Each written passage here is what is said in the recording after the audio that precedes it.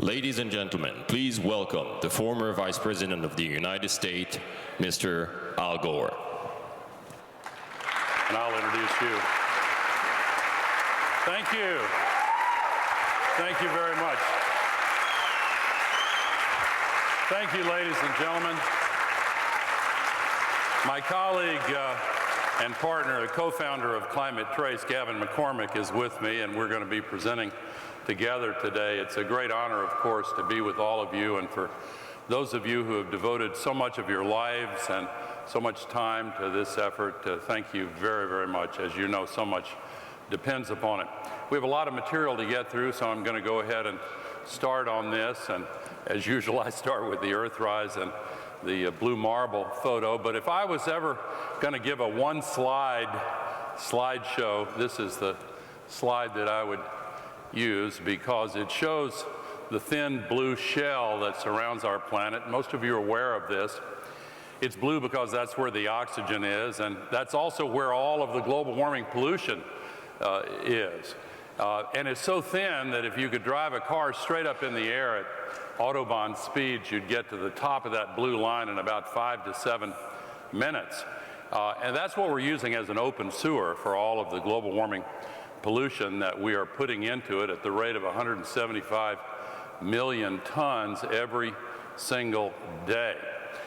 And on average, each molecule, various lifetimes for different substances, but on average, the molecules stay there about 100 years. So it builds up and it congregates, and the largest source of all that pollution, of course, is the burning of fossil fuels, 80% of it. And if you notice that notch in the upper right-hand corner, that is the pandemic. And when the pandemic hit, the emissions went down 6%, and then the following year it went right back up again, 7%. And the next notch down, that's the global financial crisis of 2008. Now, the total amount that is up there traps as much extra heat every day as would be released by 750,000 first-generation atomic bombs exploding every single day on our planet. That's an incredible amount of energy, and that's, of course, what's causing all of the disruption and the damage. And last year, the scientists are still trying to take account of how off the charts everything was. You hear that same phrase over and over again for air temperatures, sea temperatures, ice melt, the Canadian wildfires, and coral bleaching, and many others off the charts. In fact, there was an important column by two distinguished scientists just a couple of days ago saying they're still trying to figure out why it got hotter than they really expected it to. But as you can see from this graph, the temperatures have been going up quite steadily. Last year was the hottest year ever measured, and both NASA and Copernicus have said that even though we have 6 weeks or so left in this calendar year, this year is going to be even hotter than last year. The 10 hottest years ever measured have been the 10 hottest years, and 2024 will take its place as the hottest, and the new 10 list, 19 of the 20 hottest have been the last 20. The pattern is extremely clear, and so we're seeing people go to extreme efforts to try to keep cool, and the damage is quite severe. If you look at the heat wave in Delhi, almost 50 degrees during their election earlier this year, a lot of people died, and of course, tragically, 1,300 people died in the Hajj this year because of the extreme heat.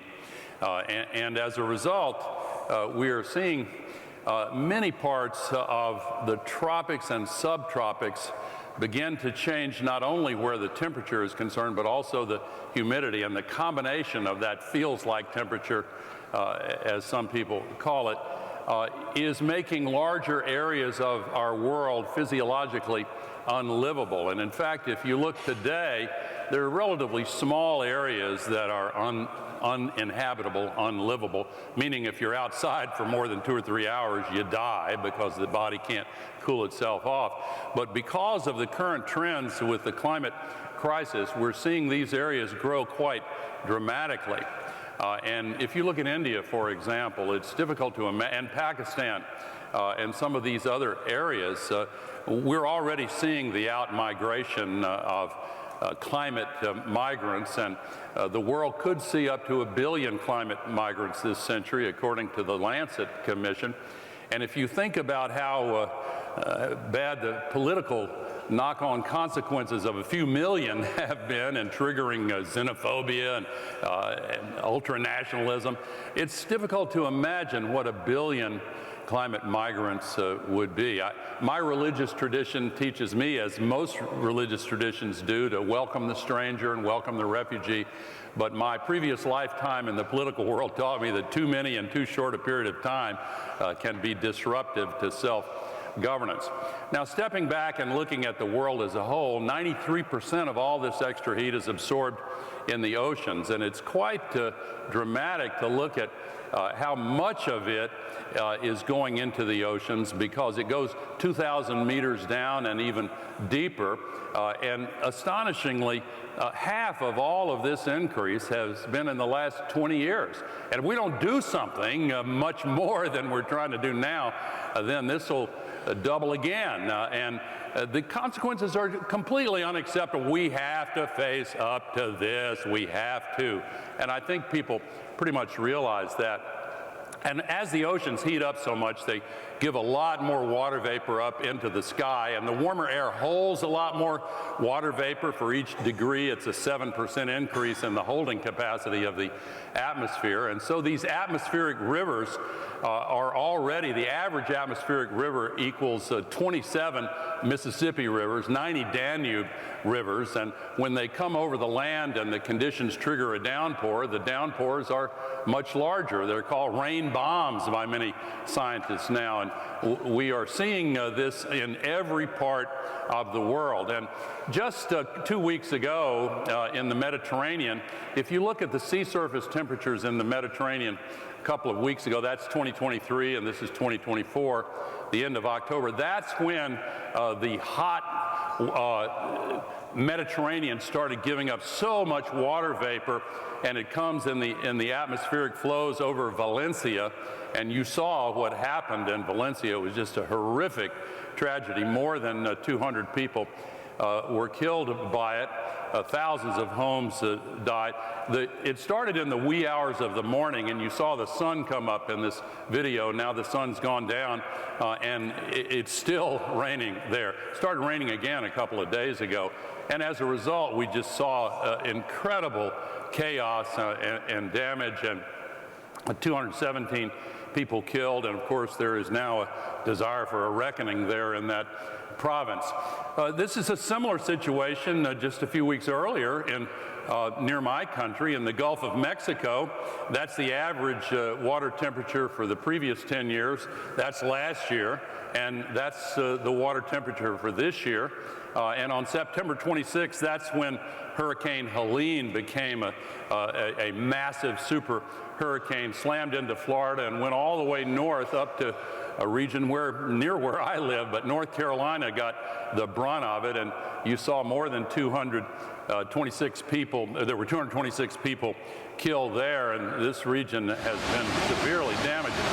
The same week in Nepal, roughly the same number of people were killed by the massive rain bomb that hit Nepal. More than 200 people killed in Nepal by this event. And the same thing happened in Nigeria. You can go around the world, and of course, Typhoon Yagi in Southeast Asia killed more than 500 people. And I could pick these examples and show you this happening all over the world. And I used to say this happened 5 years ago, this happened 10 years ago. Now I say this happened last week, this happened 2 weeks ago, because it's getting worse. It's getting a lot worse quickly, and will continue to get worse until we as humanity decide to organize ourselves well enough to take action. That's what we're supposed to be doing here at this COP. Same thing happened last May in Brazil. This is by far the worst flooding tragedy Brazil has ever had. This region, people are worried that it may not be able to recover. Devastating tragedy.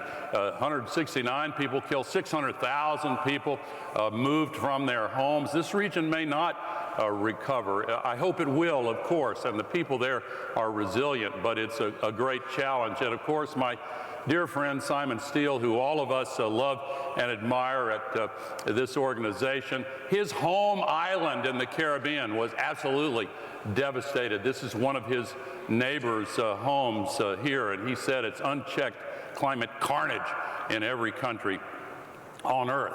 Now, that same extra heat that's being trapped by the global warming pollution that increases the water vapor and causes the downpours and floods and mudslides also pulls the moisture out of the topsoil and makes the droughts much worse.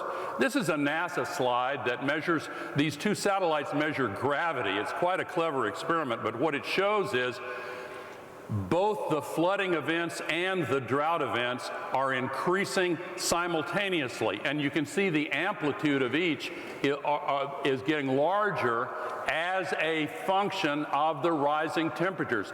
And again, this is going to get worse too. The fact that the scientists who predicted all of this decades ago have been proven dead right should cause the rest of us to pay more attention to what they're telling us now. Do we listen to the polluters who don't want to do anything meaningful that might reduce fossil fuels, or do we listen to the scientists who have been telling us what we need to do?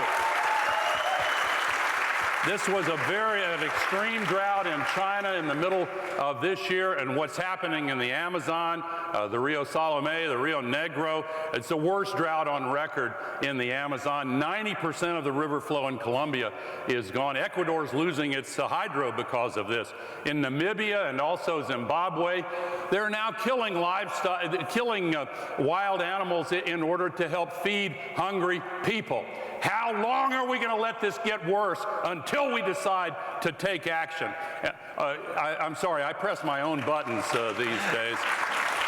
And the more the temperature goes up and the more the drought gets worse, the more the fires spread and get worse. They've doubled in the last 20 years, and this is this year. This is right now, really, in North America, and it's really quite a catastrophic situation. This is in the Amazon, where they have had a record number of fires this year.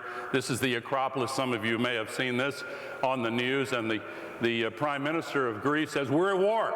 Climate crisis is already here, and the wildfires in Europe and the Mediterranean last year have been really catastrophic. The cost is going up as well, $3.25 trillion in the last decade. That's an increase of $600 billion over the previous decade. This too will get worse. When will we decide that we don't want to keep paying to clean up and try to heal the consequences and deal with the causes instead? Now, of course, you know the ice in the Arctic and Antarctic is melting. Greenland had temperatures earlier, last year, 28 degrees above normal. Greenland is now losing 30 million tons of ice every hour. During the hour that we're in this room, 30 million tons will go from Greenland. That is fresh water coming off Greenland into the North Atlantic, where a key part of the ocean current circulation system is involved. It could be disrupted. Some scientists disagree, but more and more they're raising the alarm. And if you look at the bottom statement, these scientists say in this peer-reviewed study, we estimate it collapsed around mid-century. What? Some of the load-bearing elements of our entire Earth ecological system are at risk. And what are we doing? Just talking away, not making much progress. Again, I'm getting stirred up here, so I'll try to calm down. I'm going to hand it to Gavin here in a minute, and he'll maybe take the temperature down a little bit. Antarctica, where there is much more ice, you can see the steady accumulation, steady rise of the amount of ice that is melting. The Economist had this cover back in April, a $25 trillion loss predicted by mid-century. In 25 years, 15% of all the housing stock in the entire world at risk. Should that get our attention? When are we going to wake up? When are we going to take action on this? River deltas are becoming salinated before the water comes over the shore. It invades the root zone. There are many agricultural river deltas that are being affected. But in lakes and inland seas, like the Caspian, for example, the increased evaporation, other factors, but the levels are reducing in these inland seas and lakes, and the Caspian is very much at risk. They are predicting another decline of up to 18 meters in this century, devastating the economies of the countries, including this one. And of course, it's also an extinction and biodiversity crisis. So, here we are. Are we going to keep using this as an open sewer? We need to understand where it's all coming from. That's where climate trace comes in. You look, most of this global warming pollution stays below 5 kilometers. You can see it's so thin. That's our open sewer. But you can't pick out where it's coming from these kinds of measurements. You can only manage what you measure. And that is, we know the basic sectors, but we have not been able to identify exactly and precisely where it is coming from. That's where climate trace comes in. And each one of these columns here is a large polluting source. You can click on every single source in the entire world with climate trace. We have a coalition of 12 members, and we have more than 100 contributors. Thousands of people are working to make climate trace more and more effective every single month, and you can see the list of our contributors here. And we have been very fortunate to have worked with scientists who are really validating every aspect of climate trace. Gavin McCormick, my co-founder of Climate Trace, take it over. Thank you. So I'll be back.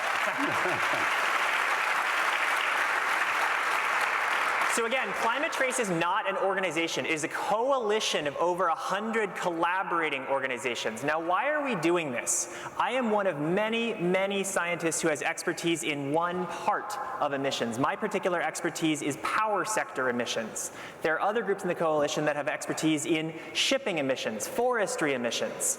And I, like many, feel a fierce urgency to pick up the pace of what science can tell us and technology can do for us about not just measuring the problem, but finding what can be done about it and making it happen. So the nature of Climate Trace is the idea that science works best when you bring many, many different methods together, and technology works best when you combine many, many different data sets together.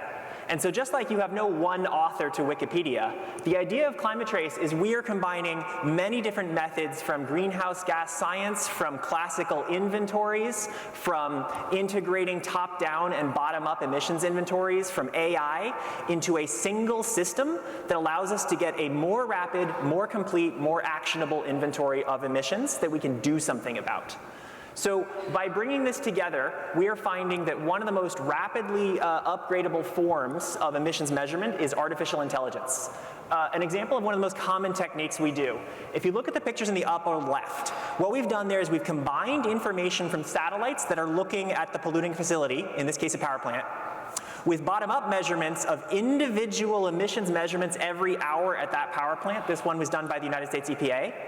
And what we're able to do by getting thousands and thousands and thousands of images like this for each type of facility is use artificial intelligence to train an algorithm to recognize what does a picture of pollution look like for that type of facility. On the left, the facility was off at that time and there was no emissions. In the middle and on the right, it was at medium and high levels of emissions.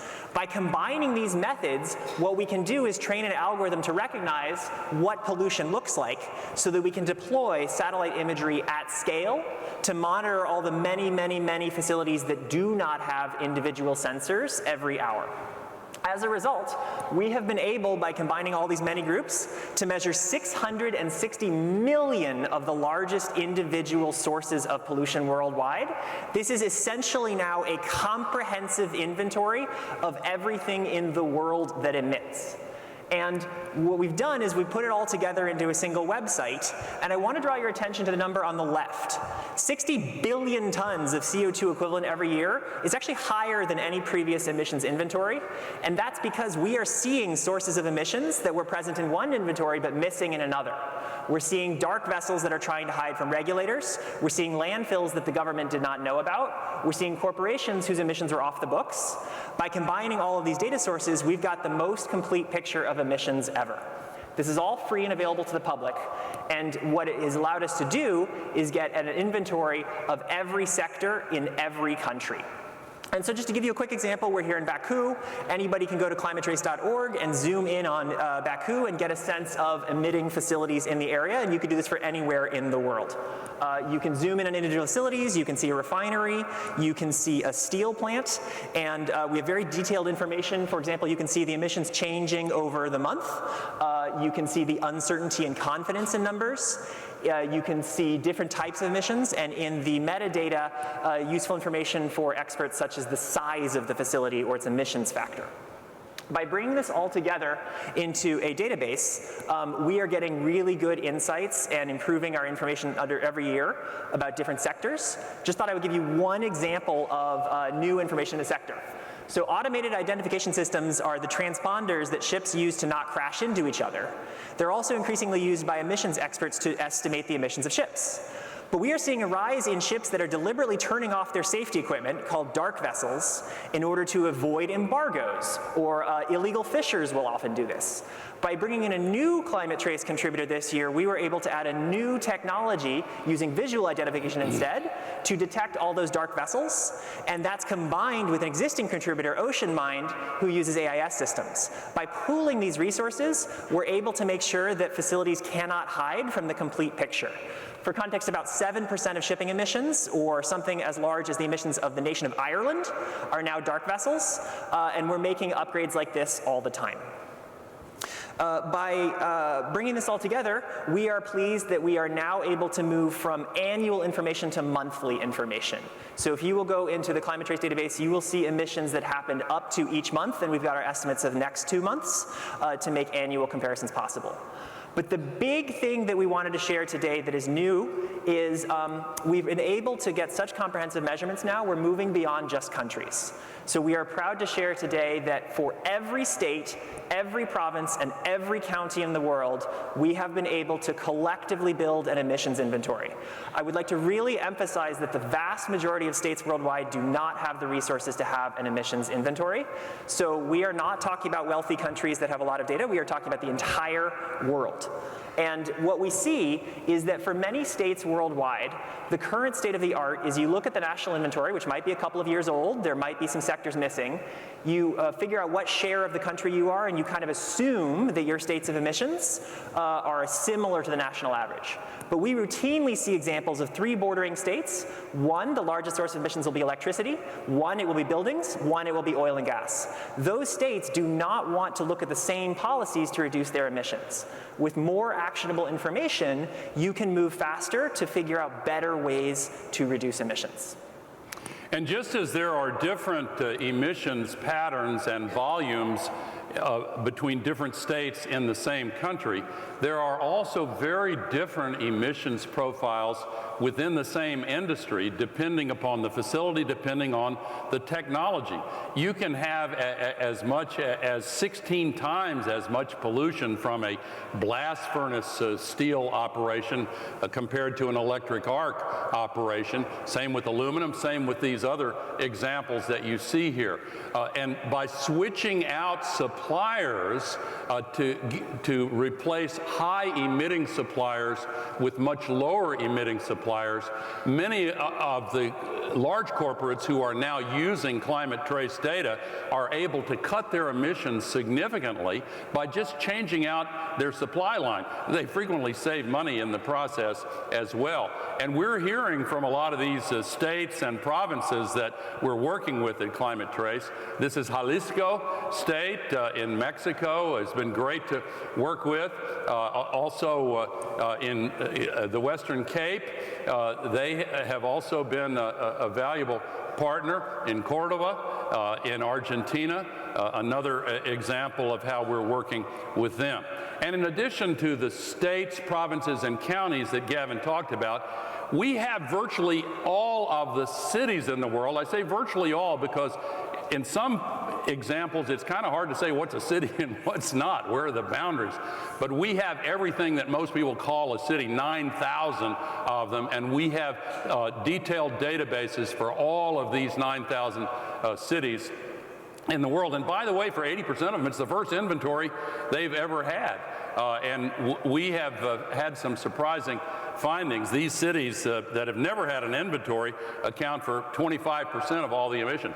Some cities that do have an inventory, like New York City, for example, they don't include their big airports in the New York area. We do. We can give you the precise emissions amounts and profiles for every one of these cities in the world, including cities you might never have heard of in Madang, Papua New Guinea, and Nepal, and the others there. Now, this is another innovation that we're introducing this year. Thanks to our new contributor, Carnegie Mellon University, they've done such a great job on this. We are now able to track and measure the non-GHG pollution, including the particulate pollution that makes people sick and kills so many people around the world each year, that comes from the same combustion process that also causes the global warming pollution. The World Health Organization has identified 7 of these as being of particular significance, and you can read them for yourselves. We have now traced 75% of all of this pollution right back to the individual millions of sources where it is coming from. And it's quite revealing when you drill down and look at this. This is prior to when we put this data together. Most countries have not had an inventory of their non-GHG pollution. Now they do. We're giving it to them today, and we'll continue to update it monthly. 8.7 million people per year killed by the pollution from burning fossil fuels. Have we just gotten used to that? Is that just a fact of life that we're willing to accept? We can stop that. We can shift to the cleaner, cheaper, better sources. I'll get to that in a moment. But this is where the disease burden and the death toll is greatest in these countries. But it's also true that in major countries, in developed countries, certain regions also have a much higher disease burden and death rate. You may have heard of Cancer Alley. It is a long stretch, 85-mile stretch of the Mississippi River between New Orleans north to Baton Rouge, and there are petrochemical facilities along either side of it and refineries. What does it look like? You can see the concentration of pollution in these areas, and we have the health statistics now for these areas.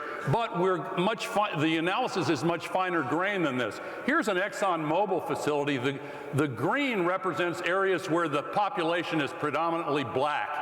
2/3 of the population in Cancer Alley is black. And look at this. If you live in this area, you understand why some people have called it a sacrifice zone. The people who live there, okay, we'll just sacrifice them in an important respect. Can you imagine?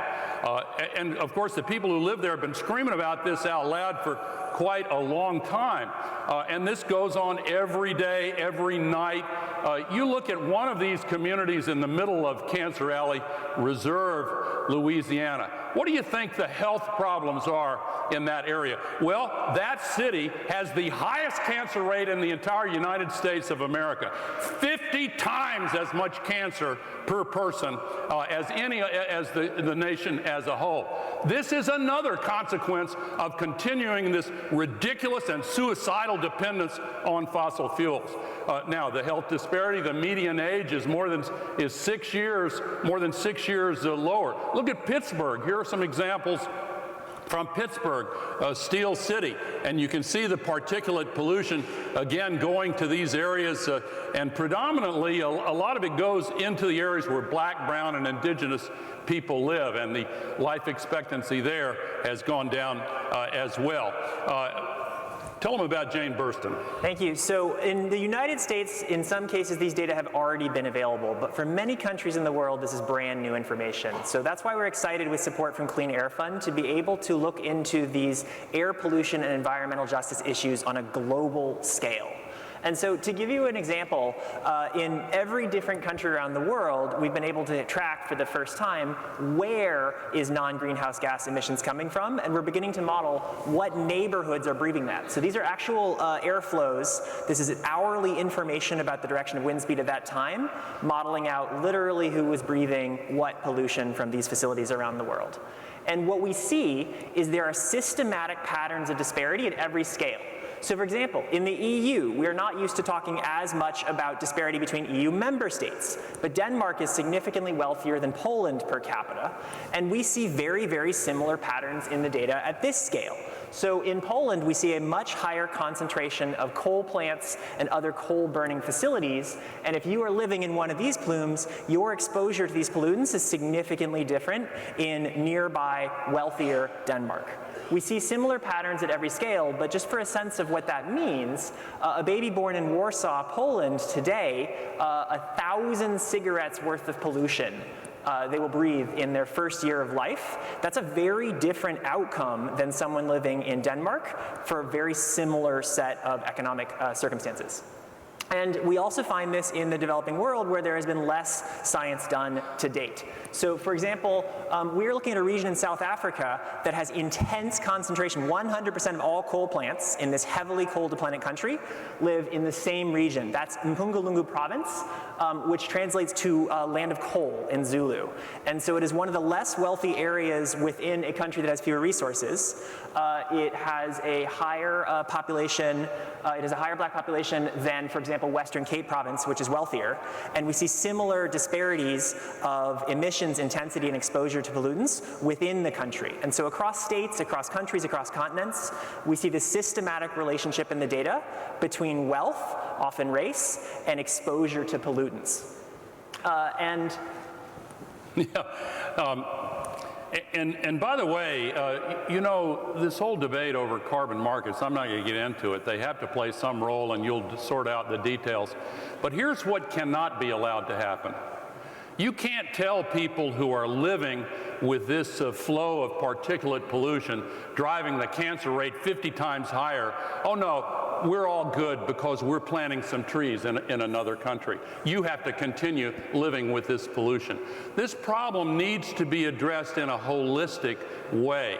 But what we can do is actually focus on the developing countries and prioritizing where we site the new clean energy facilities. Some of the more responsible companies around the world are actually gaining credits and benefits and reputation by building new renewable energy facilities in the areas where it will do the most good and reduce the most emissions. If you're building a new energy facility in a place that already has it, then that's something else. But look at this. The single state of Florida has more solar panels than the entire continent of Africa. This is a disgrace. This is a disgrace for our world community. Africa has 60% of the solar potential of the entire world. Africa has solar potential that is 400 times greater than the potential of all of the fossil fuel reserves they think are located in Africa. And yet, this pitiful result, because they're walled off from access to private capital on equal borrowing rates so they can participate in this clean energy revolution. We need to change this on an urgent basis because it's getting worse. If you look at the developed countries, the global warming pollution is going down. In the developing countries, it's going up. 100% of the increased emissions going forward are going to be in the developing countries. If you look at the particulate pollution, the same pattern, going down in the wealthy countries, still going up in the poor countries. We have to fix this. If you look at where you can site a new renewable energy facility. This is an interesting graphic here. The blue thing, that shows avoided emissions. If you put a brand new solar facility in this area near Joburg, then you are avoiding a lot of greenhouse gas pollution. If you put it in Los Angeles or in California, it's a good thing, you want to do that, but you're not getting the benefit of reducing the global emissions in the same way that you will by focusing on the developing countries. Some companies are doing this. I'm very proud of Apple. I used to be a part of Apple for 21 years.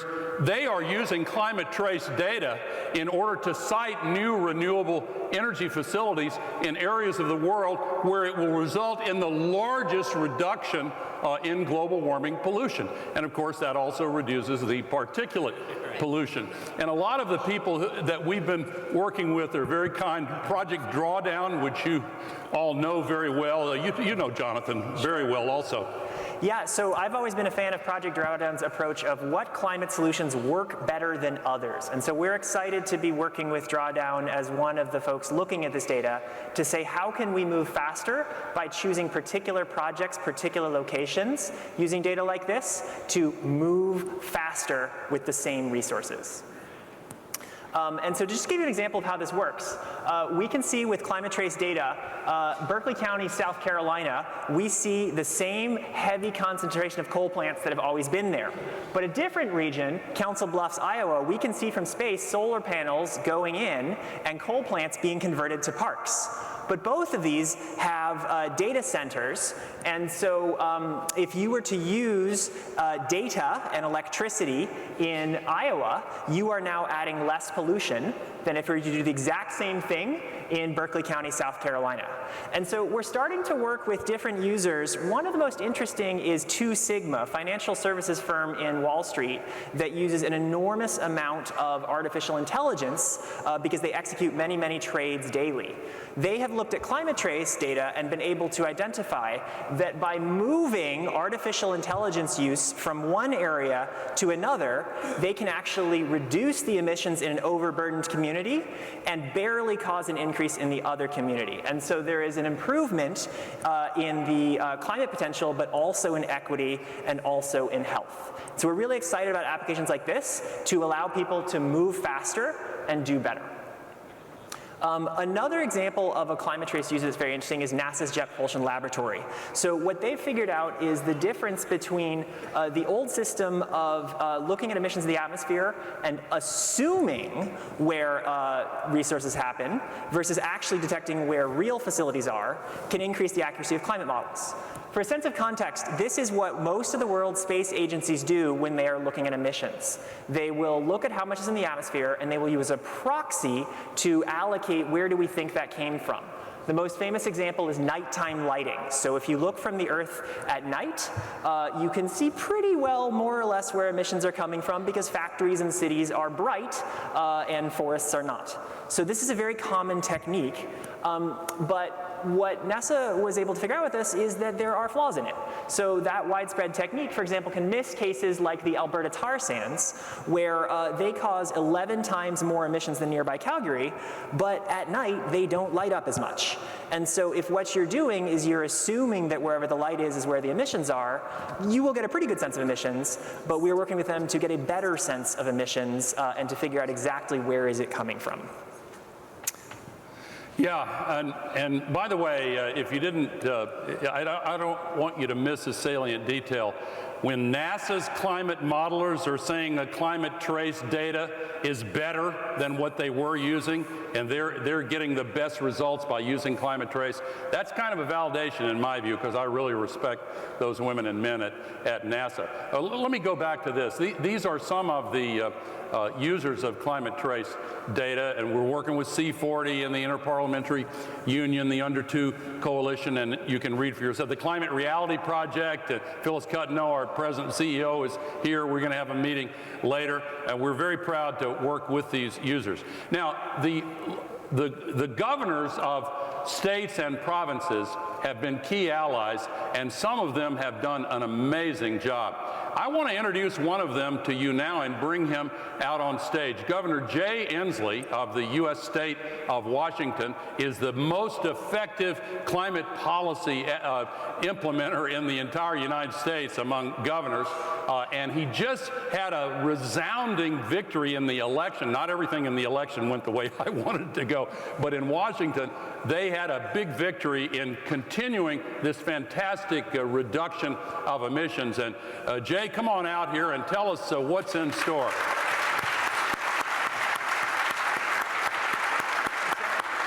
This is fun. Great. This is fun. Good. Yeah, it is. I'm Jay Inslee. I'm governor of the state of Washington. We're in the northwest corner of the United States, represent 8 million people. And I just want to say this to start with. I have officially, with my wife, the 6 cutest grandchildren in North America. And their best friend is right here, Al Gore. Give it up for a guy who's only won 1 Nobel Peace Prize, but he's still doing some good work.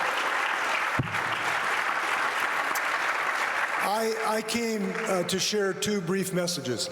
Number 1, despite the election results at the White House last week, we are moving forward in America big time.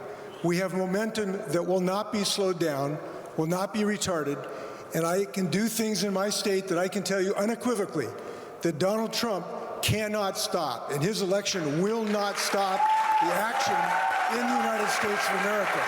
And the reason for this is that we have states, counties, cities, nonprofits, 5,000 in the Americas all in, 24 states in the U.S. Climate Alliance, the Beyond Oil and Gas Coalition that are all in their own way working and making progress dramatically. And what Al just talked about, the climate deniers tried to repeal the nation's best cap and invest bill last Tuesday. We beat them 62-38. The climate deniers got their fannies whipped, okay? I just want to make sure you understand that. Second mention, I think the reason Al invited me to this, and it is an honor to be with him and his whole team. This trace technology, this plume technology is not a secret weapon, it is a supremely successful weapon in the war against climate change. And let me tell you why I say that. I'm a practicing politician. I've been in and out of it for 30 years. And we know something that's very true. And it harkens back to, if I can quote Muhammad Ali, is that okay to? I'm going to quote Muhammad Ali. Muhammad Ali says, you can float like a butterfly, sting like a bee, but a man can't hit what he can't see. We now can see the enemy against us of CO2. We now can vector our energies against it. We can go to our constituents and show them in a graphical way it is hurting not some far-off distant continent on a far-off distant decade, but their own children. This is a tool to show the threat to our own children. And when they see this tool in city council races and community races all across the United States, politicians are going to have to yield to this technology. Seeing is believing. That's the news. I will tell you, America's in it. We're going to use Al's tool big time. So, Baku, we're with you. Thank you, Jay. You take that with you. Thank you very much. Thank you. Is that what you want? Jay, you are absolutely great. And I want Gavin to tell you, here's an example of how we can use the climate trace data to prioritize the reduction of emissions to get the biggest bang for the effort. So it's actually 2 ways. So the first thing we can do is we can detect now where are facilities that could be doing something better. So climate trace data has been able to find what we believe is every landfill in the world, and we can look at which landfills have been covered, which landfills have not been covered, and a key way to reduce methane is just literally don't have the trash going out into the open atmosphere. And so a simple thing you could do is we've been able to identify, for example, 100 sites, but you could do now 9,000 sites if you wanted, and just covering these just covering these 100 largest sites in the world would allow us to reduce over 2 million tons of methane pollution. But there's a second thing we can do. We can actually say, what if instead of going for the largest landfills, we went for the most impactful landfills? By looking at which landfills have not yet been covered, by looking at which landfills have a type of trash with a higher emissions factor, with the same effort, you can actually get 70% more methane reduction, instead of going for the largest landfills, going for the landfills that we can do better.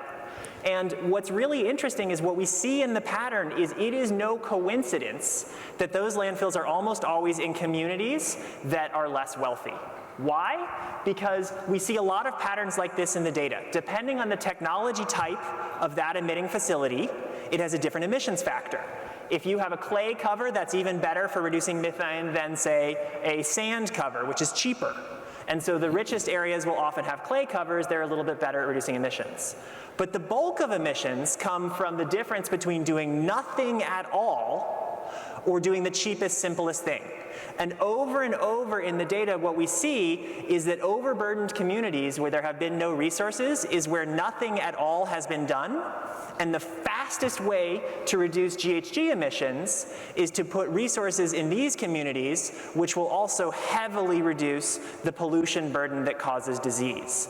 Just to give you an example of how this relationship works. So this is a map of different landfills around the world. Let's look at this landfill in Lagos, Nigeria, that is completely uncovered, an extremely high emissions factor. You can visually see why. Nothing has been done. Let's compare this with a landfill in Kentucky that has been covered with a cement and has a very low emissions factor. It doesn't even really matter which of these landfills is bigger. By detecting from space which of these nothing has been done and something has been done, we can accelerate climate progress by making smarter investments. And we find a very consistent pattern that it's often about wealth.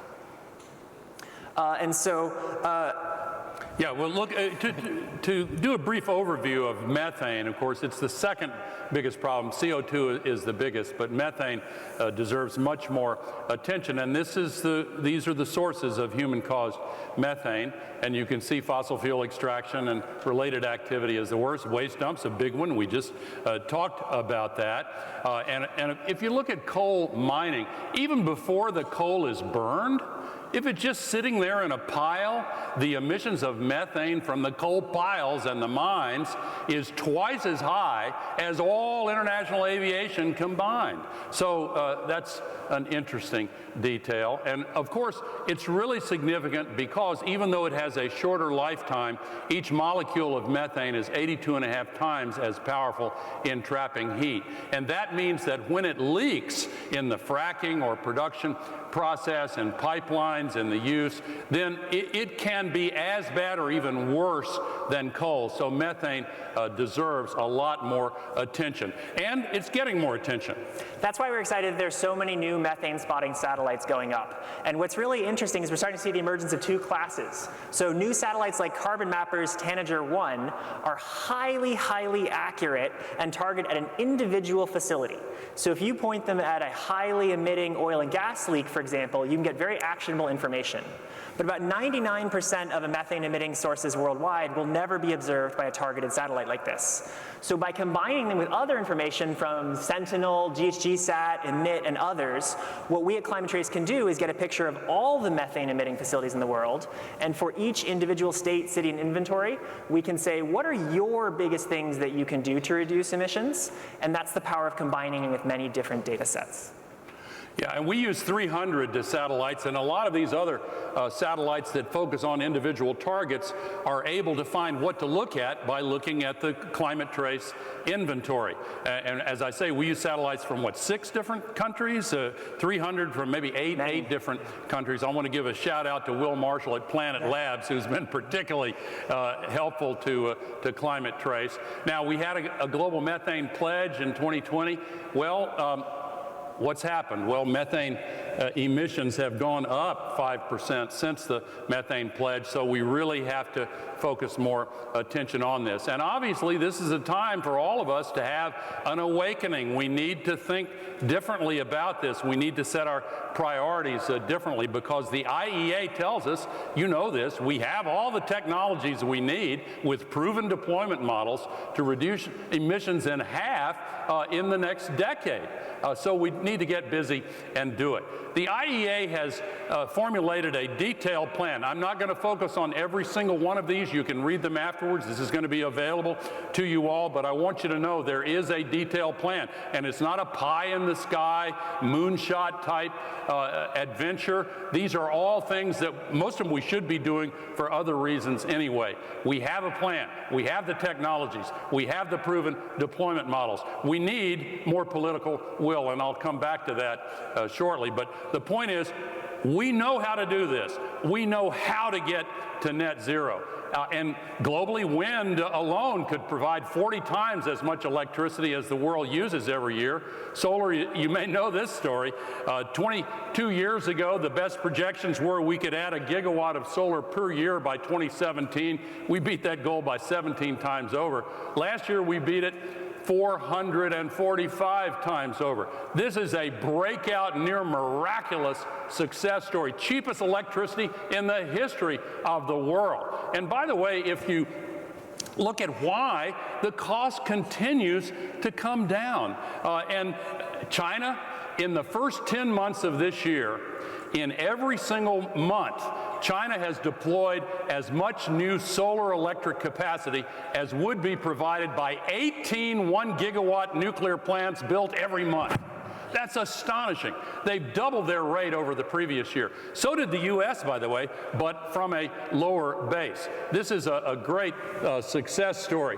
And if you rely on coal, it takes if you look at what you get from 100 coal ships, it would take only 50 LNG tankers. It only takes one container ship to deliver the solar PV modules that you would need to get the same electricity that you get from 100 coal ships. And once you get them and set them up, guess what? You have no annual fuel cost, no supply chain risk, no price volatility.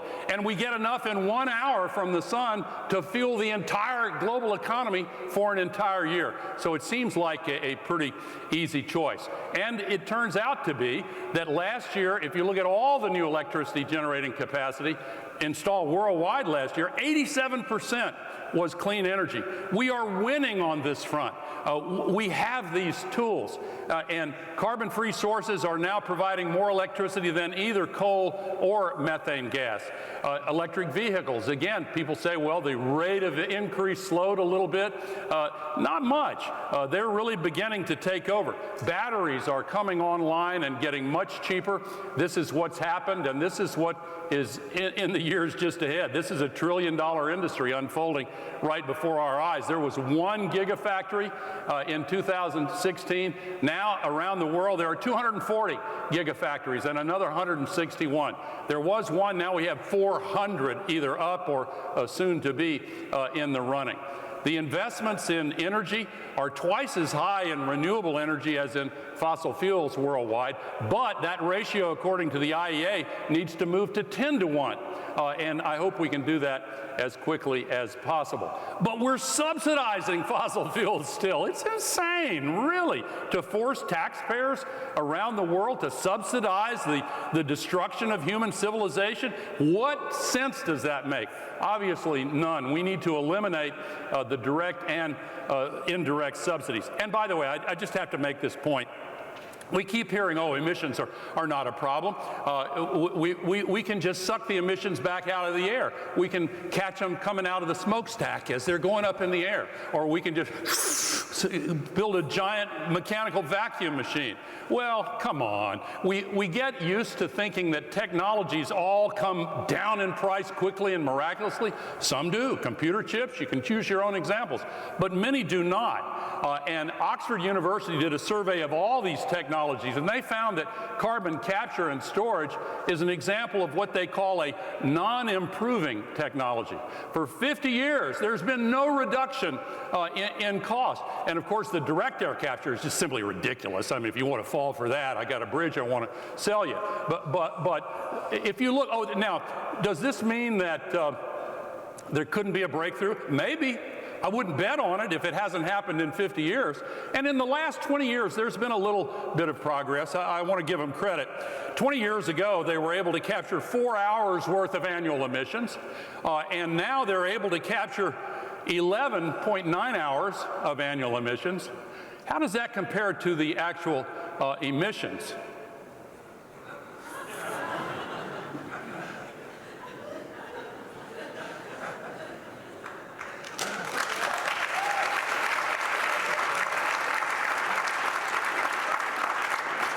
So those two little pathetic slivers on the left are what we're supposed to bet the future of humanity on in order to avoid doing anything that might reduce the burning of fossil fuels.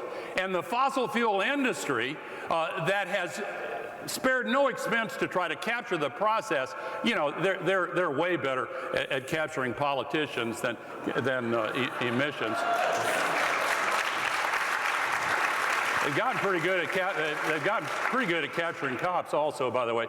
But if we get to true net zero, the temperatures on Earth will stop going up almost immediately. 3 to 5 year lag. They used to think it would keep going with positive feedback loops. No, we can stop this. This is what you would call a thermostatic system. It is controlled by a thermostat, not a knob on the wall, but a set of decisions that regulate how much fossil fuels we're burning. We're still dialing that up, so we're turning the heat up. We can dial it down. It's thermostatic.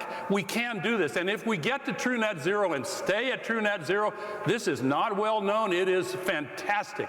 We could see half of all the anthropogenic CO2 fall back out of the atmosphere in as little as 30 years. You talk about carbon removal.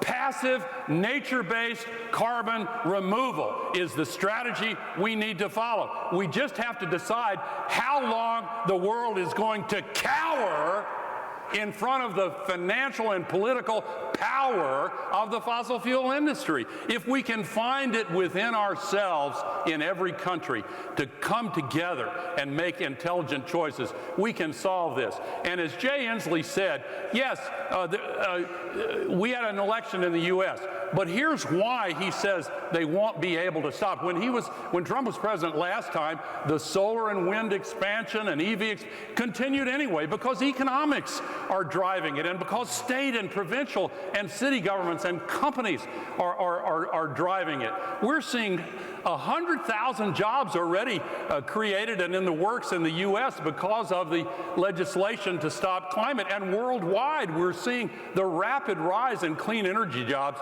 overtake dirty energy jobs. And we're seeing people all around the world continue to demand that we respect their future. And that's why we are so excited to share this data from Climate Trace with you. We invite you to go to the website. And is it expensive to get this data? It's free. It's free. Go to your website, Climate Trace. We raise the money, and no fossil fuel money is involved, just from people who want to solve the climate crisis. Now, let me say one final word.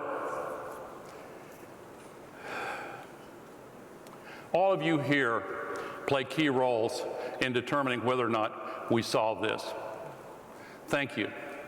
Do not be discouraged by any temporary political setbacks. We have to do this. We have no choice. We can do this. We have the technologies, the models, the policies. We know what works.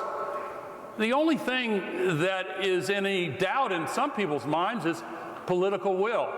But you know, every morally based movement in human history has gone through periods of despair when the advocates felt, oh my gosh, will we ever be able to do this?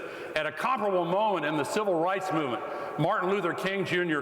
in my country spoke up and he said, keep going. If you can't fly, run. If you can't run, walk. If you can't walk, crawl. But keep going forward. And if you doubt for one moment that we have the political will necessary, remember, political will is itself a renewable resource. Thank you very much. Good job. Great. Let's take a bow. Thank you.